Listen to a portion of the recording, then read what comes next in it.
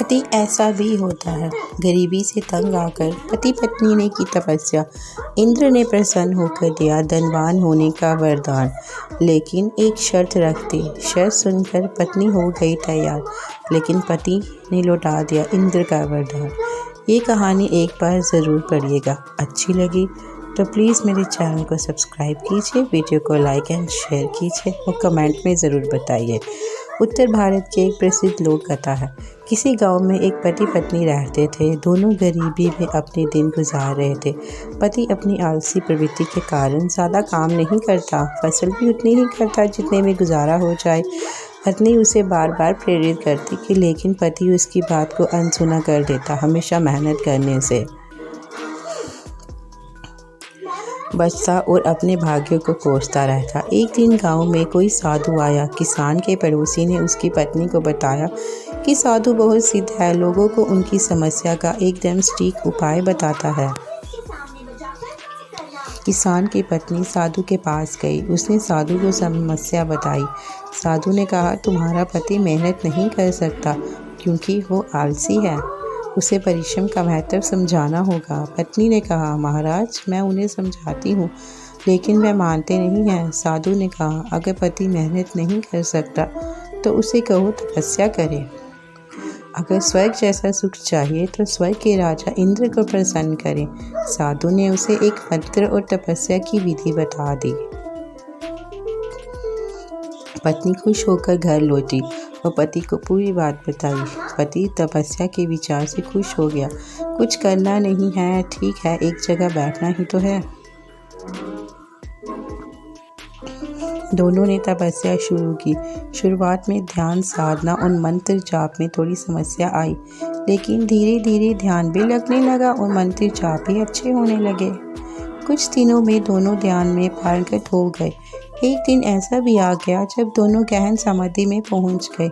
मंत्र फलित हुआ और तपस्या से खुश होकर भगवान इंद्र प्रकट हुए। दोनों हाथ जोड़कर खड़े हो गए। दोनों ने कहा, इंद्र मैं तुम्हें दोनों की तपस्या से प्रसन्न हूँ। तुमने स्वर्ग जैसा सुख और धन के लिए तपस्या की है। मैं तुम्हें ऐसा वरदान देता हूँ कि तुम्हारे घर में कभी धन का भंडार खत्म नहीं होगा, लेकिन इसके लिए तुम दोनों को अलग रहना होगा। पति ने कहा, अलग क्यों रहना होगा, हम साथ रहेंगे, हमारा रिश्ता पति पत्नी का है, हम दोनों ने ही साथ में तपस्या की है। इंद्र ने कहा, इसलिए तुम दोनों को अलग अलग रहना होगा। जिस दिन तुम एक हो जाओगे मेरा वरदान समाप्त हो जाएगा। क्योंकि तुम दोनों ने अलग अलग तपस्या की है, इसलिए दोनों को अलग अलग फल मिलेगा।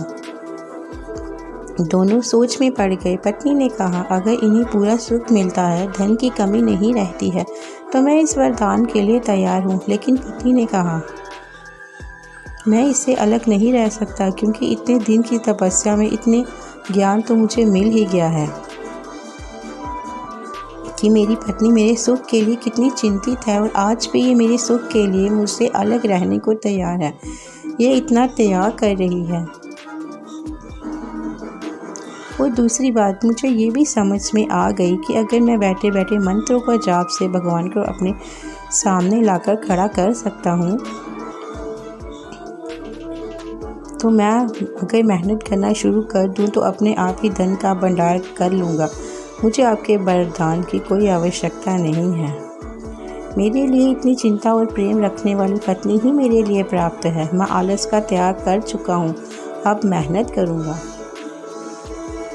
पत्नी किसान को देखती रह गई। उसकी आंखों में खुशी के आंसू थे। इंद्र ने जवाब दिया, मेरा वरदान खाली नहीं जाएगा, तुम दोनों साथ भी रहोगे और धन भी रहेगा। ये सिर्फ तुम्हारी आंखें खोलने के लिए था। हमारा सबसे बड़ा खजाना हमारे रिश्ते और परिजन है। अगर ये हमारे अनुकूल हो तो संसार में कुछ भी पाना संभव नहीं है। कहानी का सार, हमारे रिश्ते और हमारा स्वास्थ्य शरीर ही हमारे लिए सबसे बड़ा खजाना है। इसकी कीमत समझनी चाहिए। मेहनत से भगवान को भी पाया जा सकता है, तो धन और सुख तो बहुत छोटी सी चीज़ें हैं। आपको ये कहानी कैसी लगी प्लीज़ कमेंट बॉक्स में बताइए और मेरे चैनल को सब्सक्राइब कीजिए, वीडियो को लाइक एंड शेयर कीजिए। Thanks for watching.